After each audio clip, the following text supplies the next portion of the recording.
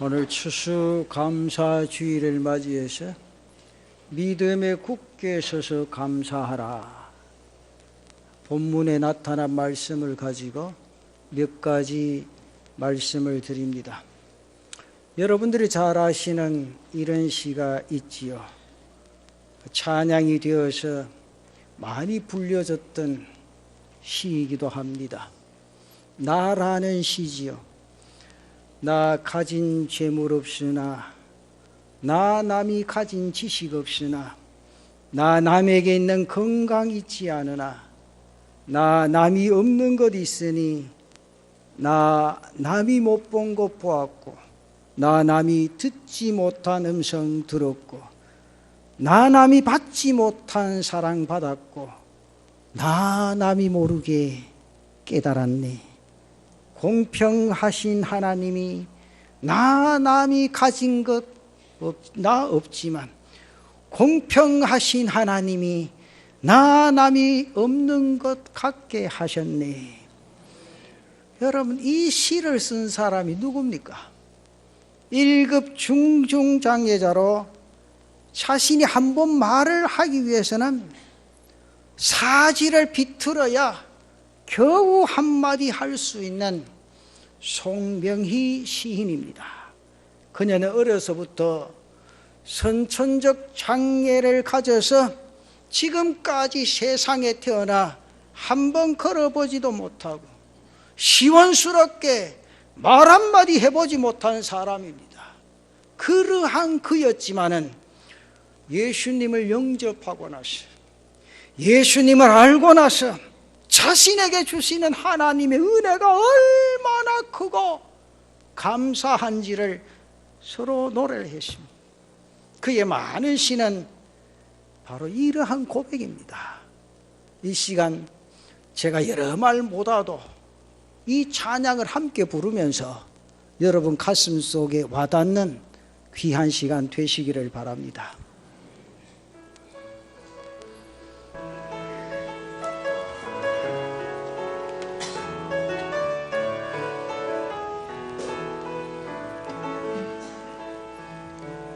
나 가진 재물 없으나, 나 남이 가진 지식 없으나, 나 남에게 있는 건강 있지 않으나, 나 남이 없는 것 있으니, 나 가진 재물 없으나, 나 남이 가진 지식 없으나, 나 남에게 있는 건강 있지 않으나, 나 남이 없는 것 있으니, 남이 못 본 것을 보았고, 남이 듣지 못한 음성 들었고, 남이 받지 못한 사랑 받았고, 남이 모르는 것 깨달았네. 공평하신 하나님이 남이 가진 건 나 없지만, 공평하신 하나님이 남이 없는 것 같게 하셨네. 할렐루야. 사랑하는 여러분, 여러분 이 땅 위의 인생의 삶을 살아가시면서 무엇으로 인해 감사하고 있습니까? 그리고 날마다의 삶에 얼마나 감사하고 계십니까? 우리 생활 가운데서 가장 안 되는 것 가운데 하나가 감사의 생활이 아닌가 그렇게 생각이 되어집니다. 하나님께서는 우리에게 감사할 것에 대해서 분명하고 확실하게 말씀을 하십니다. 그런데 그 말씀 가운데 가만히 보면 그 말씀을 명령으로 우리에게 하셨습니다. 데살로니가전서 5장 18절 말씀에 보면 범사에 감사하라! 감사하라! 이 감사의 명령에 내 자신이 날마다의 삶에 얼마나 순종하고 살아가십니까? 우리는 하루에 얼마나 감사의 마음을 가지고 계십니까? 솔직히 감사하는 마음으로 살아가는 것 그리 쉬운 일은 아닙니다. 아침에 일어나는 것도 피곤하지요. 출근해서 일하는 자체도 피곤하고 힘이 듭니다. 사람을 만나고 사람들 사이에서 살아가고 그 자체도 피곤하고 힘든 일이지요.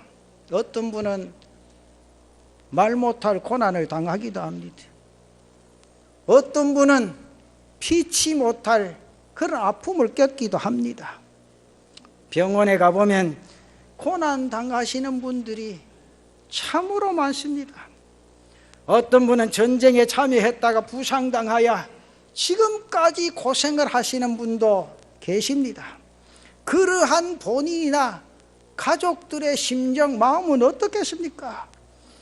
1급 장애 아이를 둔 부모와 그 가족들 마음 또 어떠하겠느냐 그 말입니다.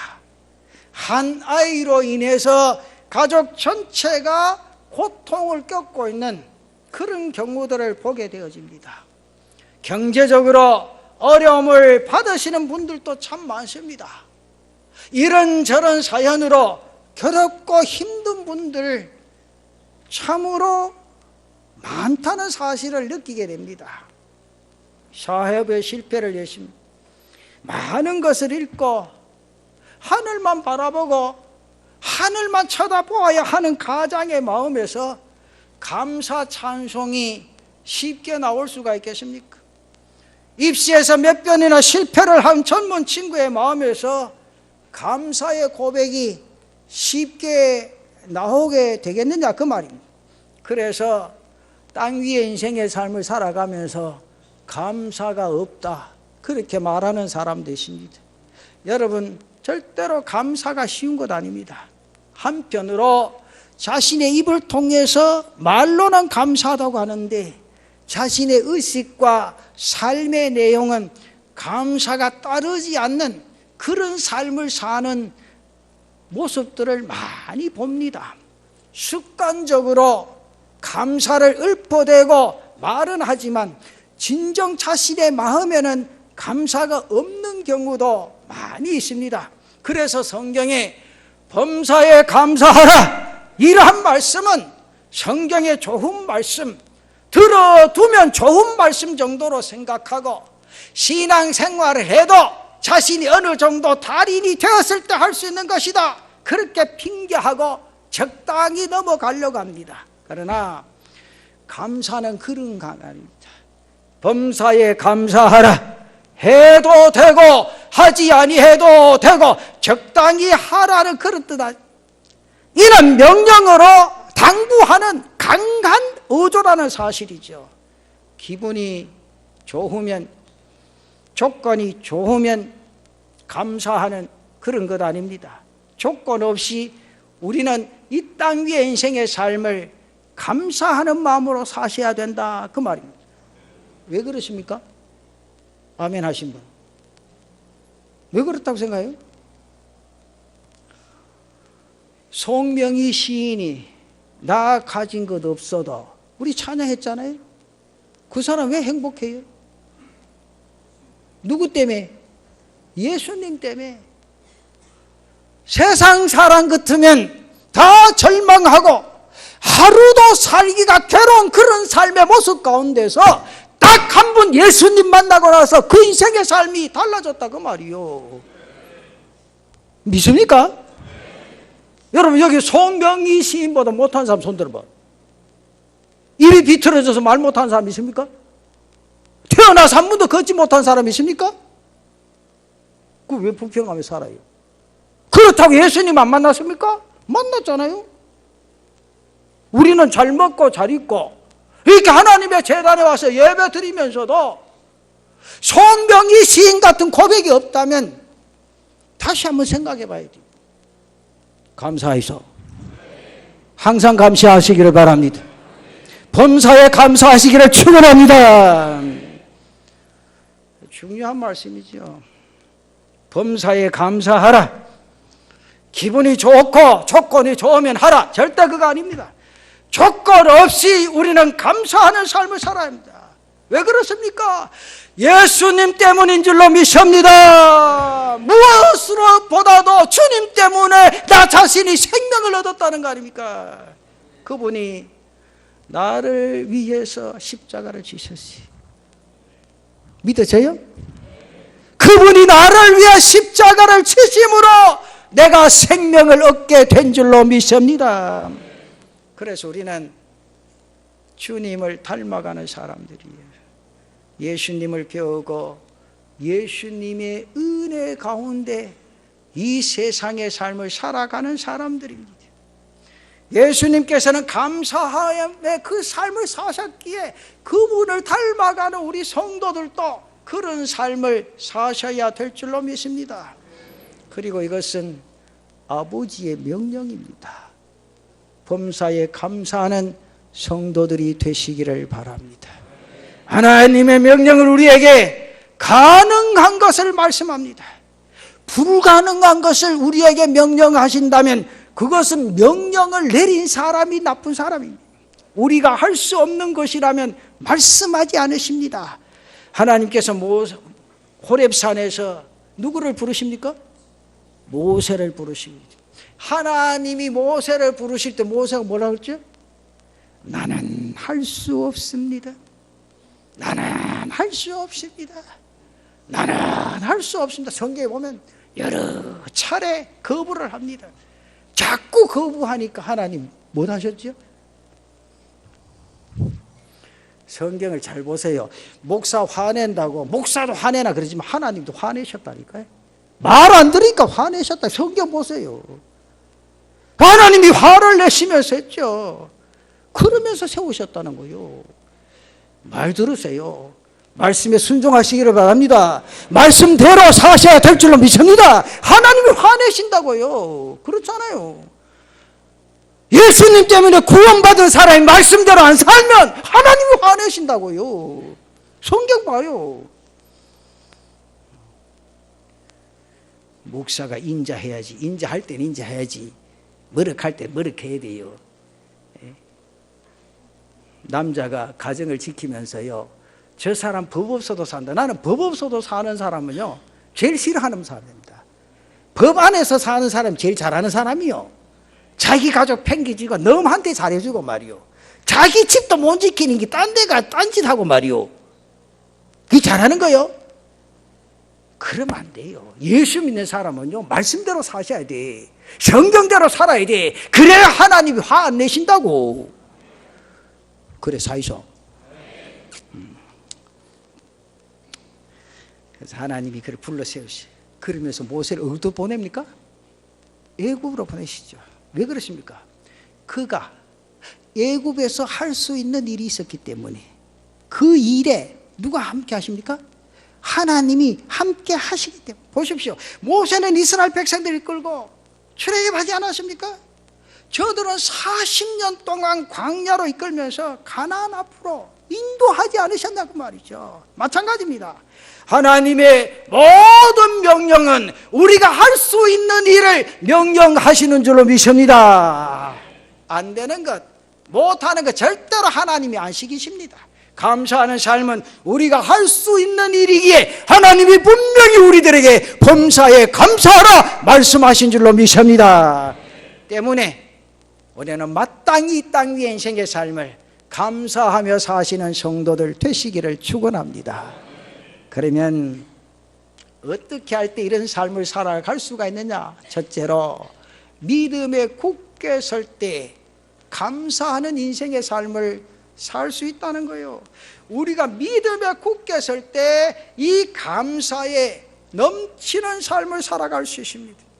우리 주 예수 그리스도의 십자가와 부활의 은혜와 사랑과 그분의 성품과 능력과 장차 우리 가운데 다시 오실 주님 안에 뿌리를 내리고 그분을 믿는 믿음 안에 굳게 설 때 우리는 그분 안에서 감사할 수 있는 삶을 살게 될 줄로 믿습니다.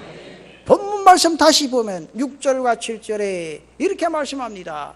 그러므로 너희가 그리스도 예수를 주로 받았으니 그 안에서 행하되 그 안에 뿌리를 박으며 세움을 받아 교훈을 받은 대로 믿음에 굳게 서서 감사함을 넘치게 하라.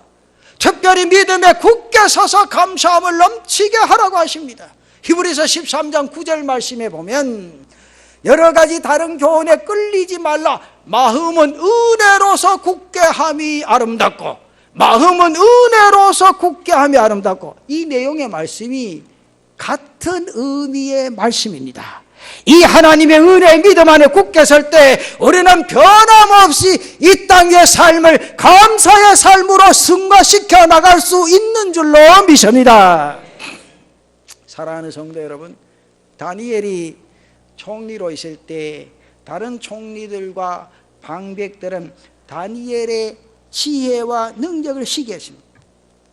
특별히 유대인으로서 자기들의 지도자가 되고 그러면서 자기들보다 뛰어남에 대해서 왕의 총애를 입는 것에 대해서 매우 못마땅하게 했습니다.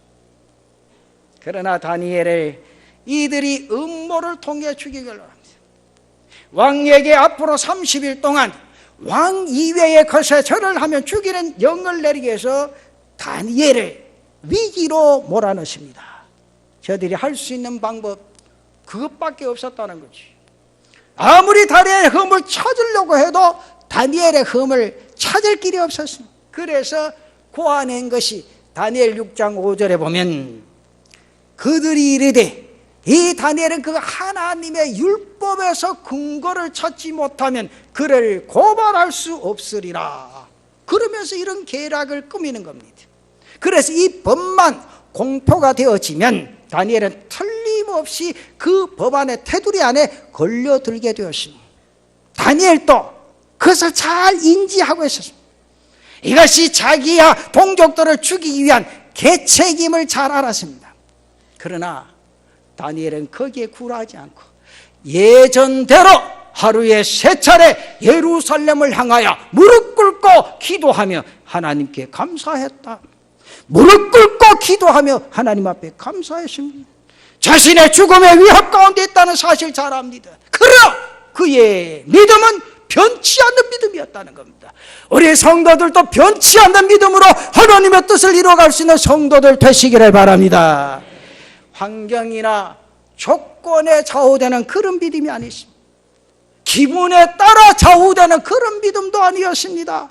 그의 믿음은 뿌리를 내린 믿음이었습니다.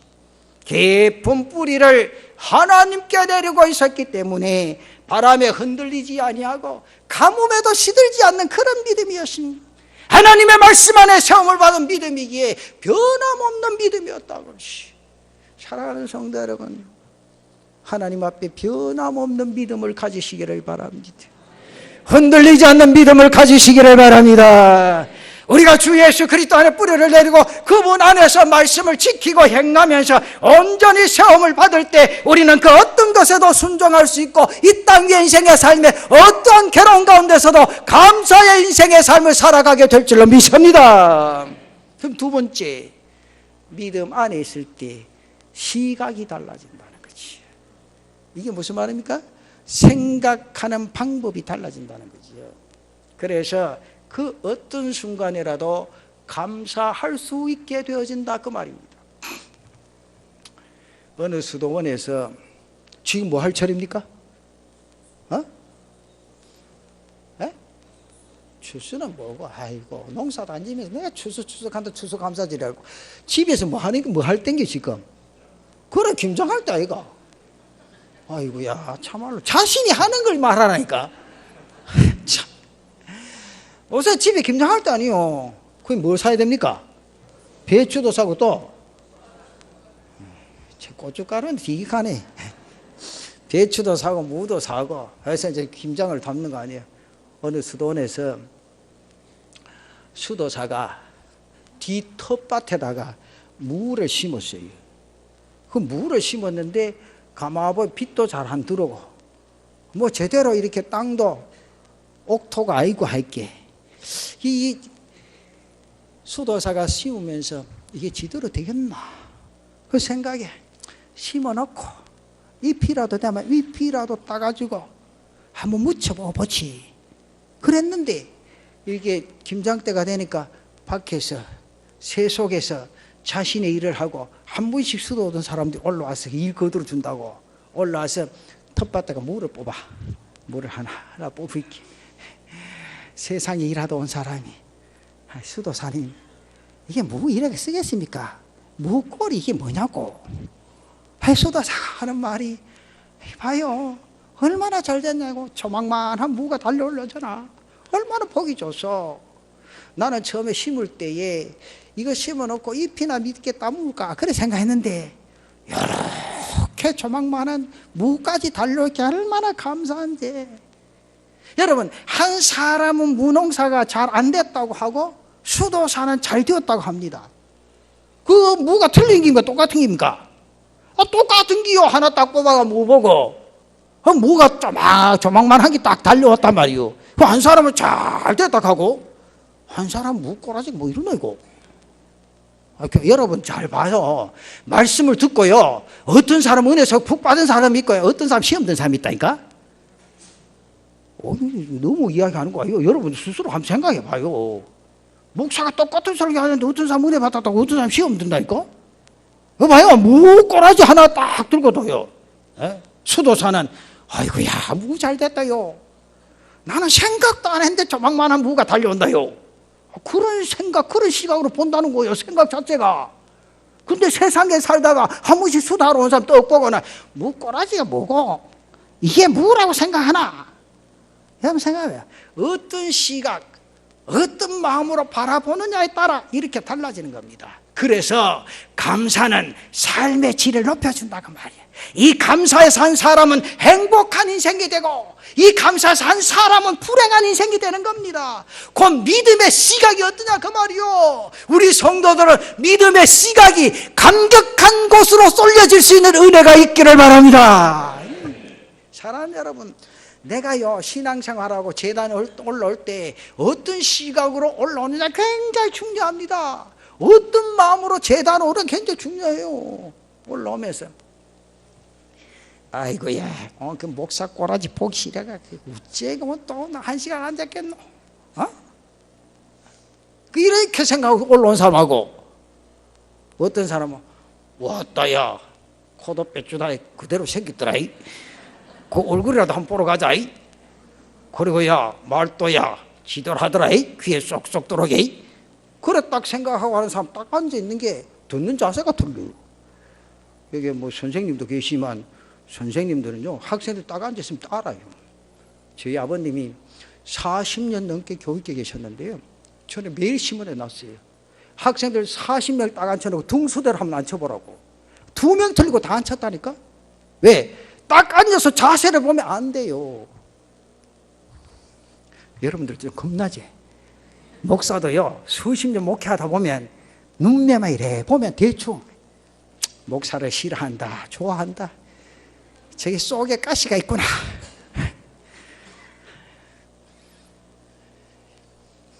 좀 그렇습니까? 그렇다고 내 뭐 보는 사람 아니에요. 2단도 아니고 3단도 아니고. 그러나 사람을 수도 없이 대하다 보니 그 사람의 마음을 헤아릴 수 있어요. 그건 인정합니까? 어이구야 감사합니다. 하여튼 그래서 여러분 저는 늘 그렇게 생각해요. 여러분들이 신앙생활 하면서 여호수아와 갈렙 같은 그런 시각, 그런 마음을 가질 수 있는 은혜가 있기를 바랍니다. 그러면요 이 땅의 삶에 참 괴로울 거 없어요. 얼마나 용기 있게 담대하게 땅 위의 삶을 살아갈 수 있는 말이에요. 거기서 하나님을 보고 거기서 위안을 얻고 거기서 행복하고 거기서 감사가 나오게 될 줄로 믿습니다. 하나님의 섭리, 하나님의 은혜를 느끼면서 감사가 절로 나온다고 말이죠. 그 다음에 세 번째는 믿음 안에 있을 때 용납하고 감사할 수 있게 됩니다. 여러분 성경에요, 골로새서 1장의 내용을 쭉 시작하면서요, 사도 바울이 골로새 성도들 향해서 이렇게 고백합니다. 골로새서 1장 3절에 보면 우리가 너희를 위하여 기도할 때마다 하나님 곧 우리 주 예수 그리스도의 아버지께 감사하노라. 이것이 바울의 마음입니다. 그런데 이 서신을 쓰는 바울의 마음 사실은 편하지를 않습니다. 왜 그런가 하면 골로새서는요, 골로새 교회 안에 틈타는 이단들로 인해서 골로새 교인들이 많은 미혹을 당하고 있다는 것을 알고 저들을 바로 세우기 위해서 쓴 내용입니다. 이 교회 안에 여러 가지 이단들이 틈탔습니다. 그래서 2장의 내용 말씀 쭉 보면 철학이나 헛된 속임수나 또 유대주의나 세상의 초등학문들, 이러한 것에 의해서 성도들의 신앙의 삶에 흔들림이 온 겁니다. 이에 대해서 바울이 경계해서 이 서신을 쓴 겁니다. 그러나 이들에 대해서 바울은 분노나 상한 감정이 아닌 사랑과 감사의 마음을 가지고 있었다. 가르친 대로 믿지 못하고 유혹받고 흔들리고 의심하고 거부하려는 저들의 마음에 왜 사람이 감정이 생기지 않겠습니까? 그러나 바울은 저들의 믿음과 소망과 사랑 안에서 자라가는 모습을 보고 오히려 감사하고 기뻐하노라. 이러한 삶의 역사를 이뤄갔다는 거죠. 사랑하는 성도 여러분, 믿음 안에서 한번 엎드려 보십시오.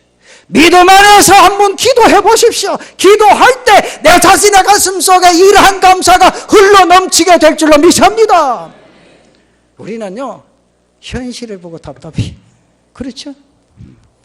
가만히요. 저는 간혹 그런 생각을 해봐요.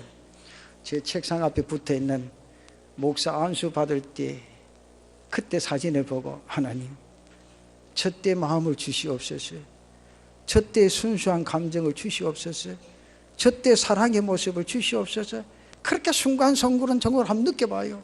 내 마음속에 세상적인 것으로 엄습해 올 때 목사는 욕심이 없는 줄 알아요? 다 똑같아요. 다 욕심이 있어요.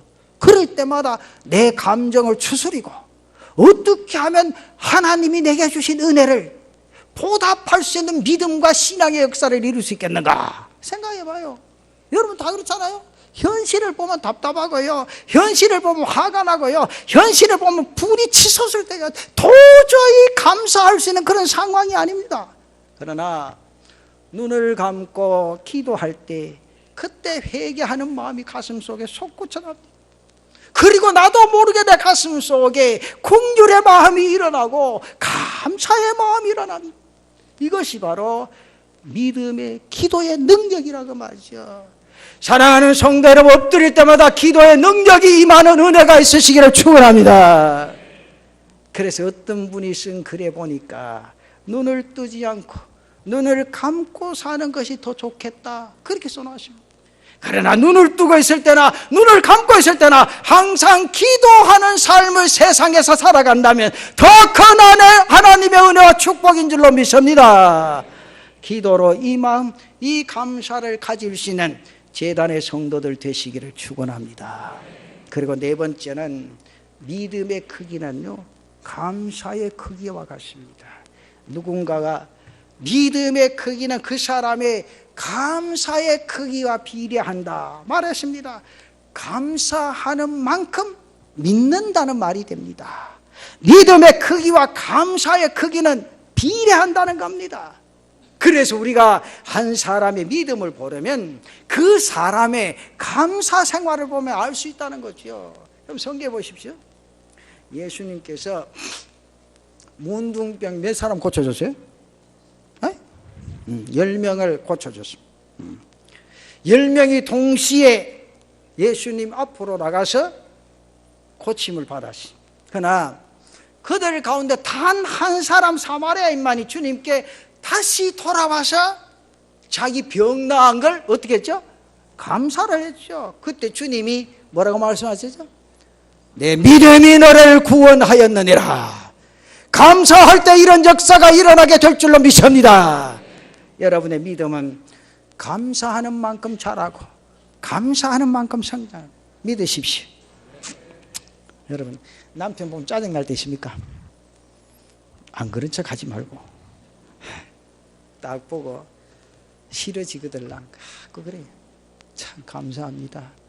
어떤 사람 그때 목사님 그래도 뭐 없는 것보다 안 낫겠습니까? 없는 것보다 안 낫겠습니까? 내가 하는 말이 말버릇 고치라. 없는 것보다 낫다. 하나님이 세상에 귀한 존재로 보내주셨는데 말버릇이 그거 뭐냐 말이야. 그럼 목사님 뭐라 해야 됩니까? 감사합니다. 하나님 허락해 주셔서 감사. 좀 바꿔봐 생각을.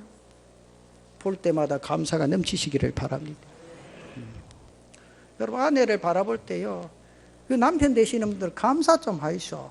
인상 찌푸리지 말고. 세상에서요, 내 아내만큼 잘난 사람 없다. 옳지? 이제 뭐 돼가는 것 같다. 가봐요. 다른 집에 가봐. 누가 밥 한 그릇 주는 거 안 줘. 에? 아이고야, 내 마누라 저거 눈매 봐라, 눈매. 또 매눈 같다, 매눈. 매눈이라고 그게 낫니? 안 잡아먹는 사람보다 잡아먹는 사람이 더 있는 게 낫네구만. 여러분, 내가 생각하는 곳에 감사의 마음이 일어나고 감사의 생각이 날 때 그는 인생의 삶에 축복된 삶이란 사실을 인지하고 날마다 감사하는 성도들 되시기를 바랍니다. 그리고 다섯 번째, 저는 그렇게 생각해요. 감사하는 만큼 행복해요. 저는요, 우리 교회 성도들이 세상에서 제일 행복한 성도들 되시기를 축원합니다. 그럼 행복이 뭐예요? 에? 아멘 했는데 행복이 뭐예요? 응? 장로님, 행복이 뭡니까? 깨달음이에요, 깨달음. 행복은요, 깨달음입니다. 그 깨달음이 뭐예요? 감사합니다. 한번 생각해 보세요. 내가 깨닫고 하나님의 뜻을 발견하면 그보다 더 행복한 거 없어요. 바로 감사에서 오는 기쁨이라 그 말이죠. 때문에 내가 감사하는 만큼 행복해요. 제가 뭐 설교할 때마다 늘 자주 한 번씩 했지만요, 저는 밤에 자고, 저 새벽 3시 반 되면 깨잖아요. 자동입니다, 자동. 다 자고 싶어도 이게 안 돼요. 자동이요. 3시 반 되면 눈을 딱 뜨면 하나님 감사합니다. 왜? 눈 뜨게 해주셨으니까. 하나님이 안 뜨게 하시면 못 뜨잖아. 뜨게 해주시 감사하지. 그러면 하나님 감사합니다. 잠시 기도하고 침대에서 딱 발을 내딛고 딱 서면 감사합니다. 걸을 수 있는 건강 주시니 감사합니다. 그러면서 집에서 이제 교회를 나가면 하나님 감사합니다. 목회할 수 있는 교회를 주시니 감사합니다. 제단 올라가서 기도할 수 있는 은혜를 주시니 감사합니다. 그보다 더 감사한 게 어디 있어요, 그냥. 병원에 가면요, 감사가 절로 나와요. 와, 목사님 주는 대로 먹습니다. 어떤 분이 목사님요, 체격도 그리 안 큰데 그래 드셔도 되느냐고. 어이구, 주시면 주는 대로 먹지 없어서 못 먹습니다. 그럼 먹고 나면 소화가 잘 되지요. 그래서 목회하는 거 아닙니까? 여러분, 목회자의 마음이 어떤지 아세요? 제가 대구에서 목회할 때 점심을 3번 먹었어요. 점심을 3번을 먹는데 안 먹으면 시험 될 집이에요. 부교육자들은요, 땅 보거나 배부르면 다 나가더라고. 그럼 나오나 앉아서 계속 먹었지. 그럼 둘째 집에 갔는데 또 교육자들 배부르다고 나가더라고요. 나가라면 내 혼자 먹지. 그럼 내 그릇 다 비우고. 근데 이상해, 교인들 심정에. 담임 목사가 다 비우면 괜찮아, 딴 거는. 그래서 다 먹거나 언제 살만하대요. 배가 빵빵하게 이제 올라오더라고요. 그 방법이 없잖아요. 화장실로 쫓아가서 손가락에 넣고 해결하고, 그 다음 3번째 집에 또 가는 거예요. 또 한상 차려놓고 감사합니다 또 먹고. 그분들이 얼마나 좋아하는지 몰라요. 와, 우리 목사님 아무거나 다 잡는다고. 근데 그러지, 없어서 먹는다. 앉아있는 책상에는 못 먹지, 입에 들어가면 다 먹을 수 있지. 그래서 내가 그랬어요. 참 감사하다. 여러분, 병원에 가봐요. 먹는 거 못 먹었어요. 와, 목사님 이게 입에 넘어가면 그렇게 좋겠는데 안 넘어간다는 거예요. 물 한 모금 먹이지 못하는 그 사람 봤을 때 얼마나 안타까워요. 그러나 우리는 마음대로 먹을 수 있는 건강 주신 하나님 앞에 감사가 넘쳐나는 은혜가 있기를 바랍니다. 감사의 수치가 높은 사람은 믿음의 수치가 높은 사람이요, 감사의 수치가 높은 만큼 여러분 행복의 수치도 높아지게 될 줄로 믿습니다. 마지막 6번째, 저는 그렇게 생각합니다. 결론적으로 감사하는 만큼 강해집니다. 이 세상에 가장 강한 사람은요, 저는 그렇게 생각합니다. 감사하는 사람입니다. 감사는요 사람을 강하게 합니다. 여러분 다니엘 보십시오. 그는요 아무도 두렵지 않습니다. 왕도 그들 죽이려고 하는 총리들, 방백들 아무도 오직 그는 하나님만이 두려웠다. 그래서 그는 하나님께 감사했습니다. 왕과 방백들, 다니엘, 여기서 누가 가장 강한 사람입니까? 바로 그 사람이었다. 제가 책을 읽는 가운데 어느 집사님이 간증을 해놓은 내용이요, 제가 오늘 감사주일에 그 책을 읽으면서 내가 은혜를 받았어요. 제가 잠시 소개할게요. 어느 교회 선천성 장애아를 가진 한 부부가 있었어요.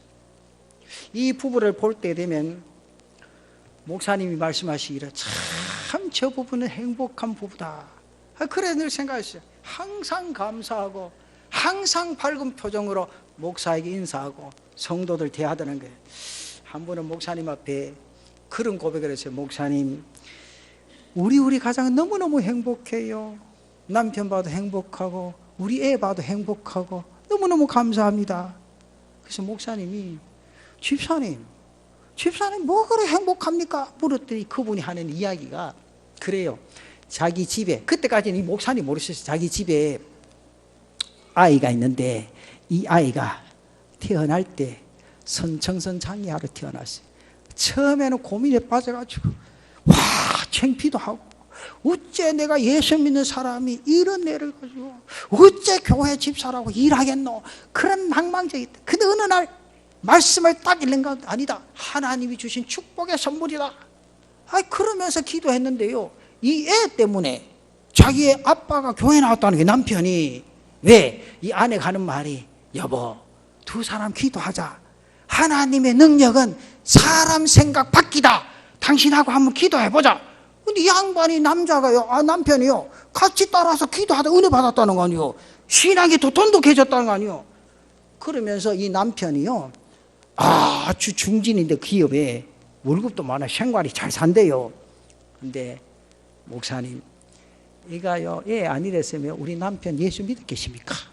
교회 나왔겠습니까? 목사님, 또 두 번째, 우리 남편이 목사님 아시잖아요, 기업에 그런 역할 안 합니까?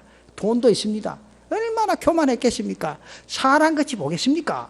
그런데요 우리 남편 납작하게 해서 겸손하게 교회 섬기고 하나님의 말씀에 순종을 하고 신앙생활하니, 하나님 이 아이 때문에 우리 가정에 축복해 주신 거 생각하면 얼마나 감사한지 모른대요.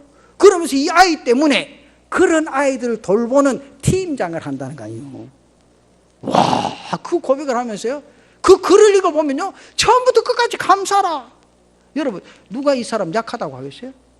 누가 이 사람 약하다고 말하겠냐면, 마귀가 가장 두려워하는 사람과 하나는요 감사가 없는 사람입니다. 사랑하는 성도 여러분, 오늘 이 금년 추수 감사주일에 감사를 회복하고 돌아가는 은혜가 있기를 바랍니다. 진짜 감사합니다. 여러분, 감사만 회복하면요 다른 문제 다 돼요. 그러니까 우리 교회 성도를 만나면 감사가 넘치는 그런 은혜가 있기를 바랍니다. 감사는요 우리의 삶의 능력입니다. 믿음의 크기요 능력입니다. 그리고 행복할 수 있는 비결이요 감사합니다. 그런 거로 오늘 사랑하는 성도들 가정에 이 감사가 넘치는 은혜가 있으시기를 축원합니다.